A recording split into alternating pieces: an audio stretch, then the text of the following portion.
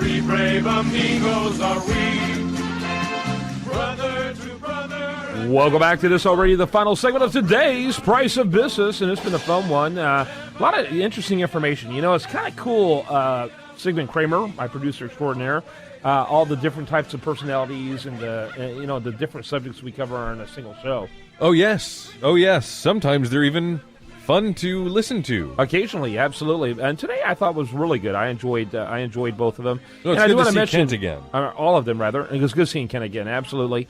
I do want to mention today's program brought to you in part by R&P Employer Solutions and Intrepid.com. But it was also good talking to them folks on the program as well. Absolutely. Speaking of talking, a guy we haven't heard much from because, he's gone on to international stardom is the one and only Dan Shedd, and I'm so grateful that intern Dan has decided to spend some time with us. I'm not sure that an Interpol most wanted list counts, but we agreed sure. We weren't going to talk about that on the program. International stardom. Yes, that's right. Dan Shedd, intern extraordinaire. Glad to be back, guys.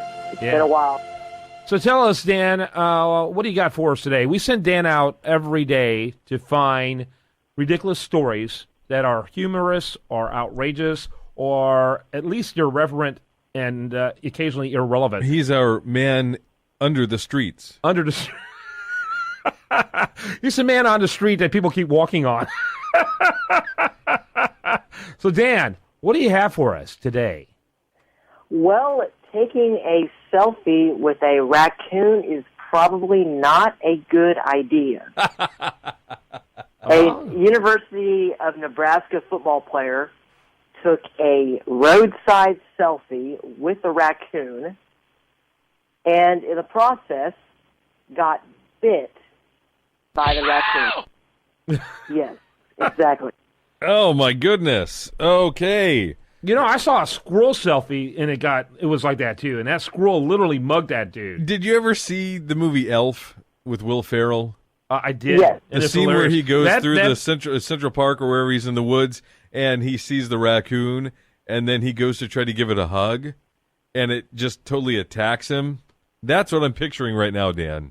Absolutely. And I got to tell you, it starts off humorous, the squirrel attack. And it's so cute, and he does sit there and lets you take a picture. As soon as he's on that picture, he is all over that guy's back. And, I mean, he was mad. It was funny for the first few minutes. And at some point... Minutes? For first several seconds, rather. Okay. And then all of a sudden, you just cross that bridge to feel terrifying. Like you're, it's all of a sudden almost sadistic to watch. Oh, no. Yeah, it's like, oh, my. So, was that like this? Did you see a video? No, the football player whose name is Jack Ganglish. Yeah, he's a Nebraska. He's a Nebraska football player, I believe. A Nebraska football player. He's a defensive end. He told the local paper that he knew that the raccoon would have to be tested for rabies. So after he took the selfie, he tried to subdue the animal, but ended up killing it. So. Yeah. And so now PETA wants his head. Oh, man. Is that right? Yes. PETA's going after him, I'm sure. No, but he did. He later said in a tweet on Twitter, he said, I Googled rabies symptoms, irritability, muscle spasms, aggressiveness, confusion. And then he wrote on another tweet, I think football gives you rabies. Yeah, but he's getting some negative fallout from this, though, I'm sure. Yes. Yeah. Well, it's completely and utterly his fault. This is a completely avoidable situation.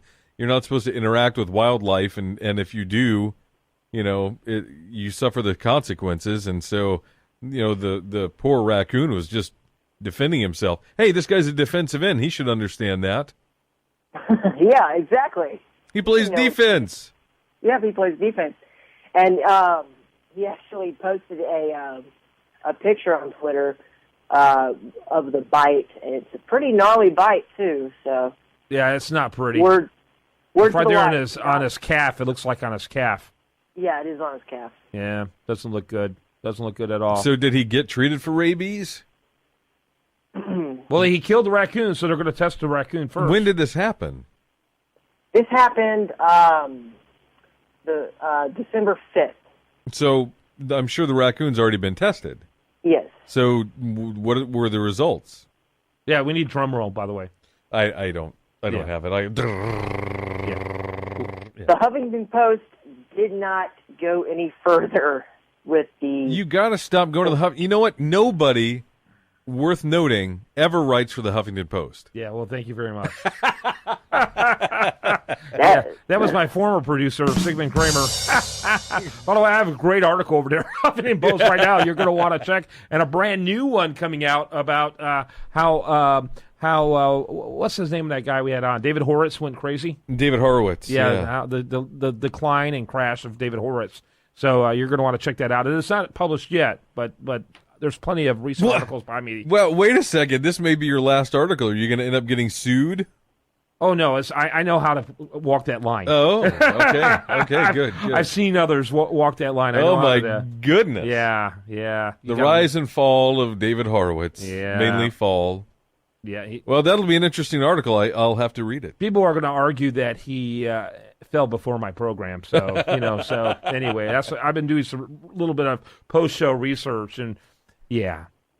Very interesting. Well, what does that have to do with raccoons? Well, it had to do with your vicious attack on the Huffington Post, which editorially I agree with you. I was just ribbing you because I know how important it is that you're a good and actually really well-respected contributor over at Huffington Post. Yeah, PETA is suggesting that guy who got bit get painful rabies shots to his groin.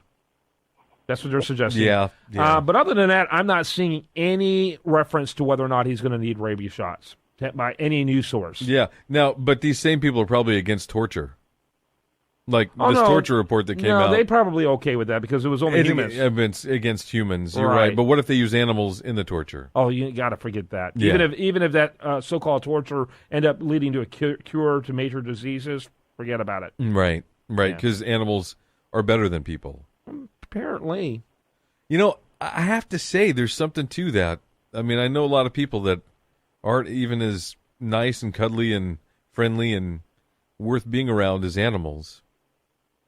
Yeah. Just saying. I'm with you. I'm just saying too. Like Dan's not one of them. You there, Dan? Yep, I'm still here. Okay, good. I want to make sure you hadn't gotten attacked by a rabid squirrel while we were talking about other things. Yeah. Did you ever see Monty Python and the Holy Grail? He talks about this all the time. The killer bunny. Killer bunny! Remember? Yeah. It's just a harmless little bunny rabbit. It's got fangs, it's got teeth, nasty. Anyway. Yep. That's such a great scene. So that's what I'm picturing with this, non-rabid, possibly rabid raccoons, though, people, I think, underestimate raccoons. Raccoons are pretty pernicious, actually. I mean, how many other creatures are born with mass? You know what I mean? They're born. They're created. They're outlaws. They're little outlaws. They're outlaws by design. They're nature's outlaws. So anyone, you got to respect, in almost a fearful sort of way, anything born with a mask for their eyes. Masked bandit. You're right. Why would you? It's like going after a cobra. Exactly. Just the name alone should make you nervous. So, Dan, are you going to be taking any selfies with any woodland creatures this Christmas? No. I don't plan on to. I just plan on, hanging out with my dogs. Yeah, his dogs would get jealous anyway.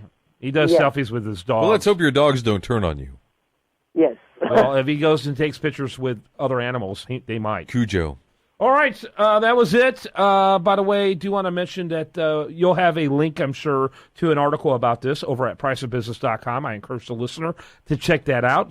Do want to remind the listener that best content here, it shows up over there at usdatareview.com. While there, like it on Facebook, follow on Twitter, have a great rest of your day, and spend it right here